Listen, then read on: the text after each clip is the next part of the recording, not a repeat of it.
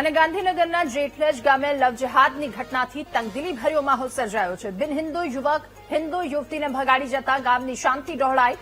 કોઈ પણ પ્રકારની અનિચ્છનીય ઘટના ન ઘટે તે માટે પોલીસે ચુસ્ત બંદોબસ્ત ખડકી દીધો છે. યુવતીના વાલીએ સાંતેજ પોલીસ સ્ટેશનમાં ફરિયાદ નોંધાવી. પોલીસ ફરિયાદના આધારે આરોપીની શોધખોળ શરૂ કરવામાં આવી છે. ત્યારે લવ જેહાદનો વધુ એક કિસ્સો તંગદિલીભર્યો માહોલ પણ એ વિસ્તારમાં સર્જાયો છે.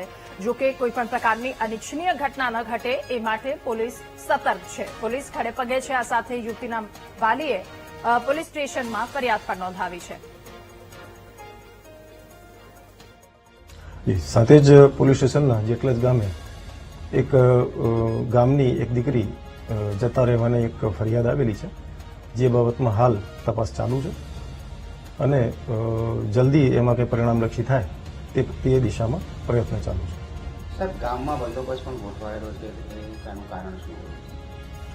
એ બાબતમાં કોઈ ગામની અંદર કોઈ હુંસાતુશી ન થાય અને કોઈ લો એન્ડ ઓર્ડરના પ્રશ્નો ન સર્જાય એ હેતુથી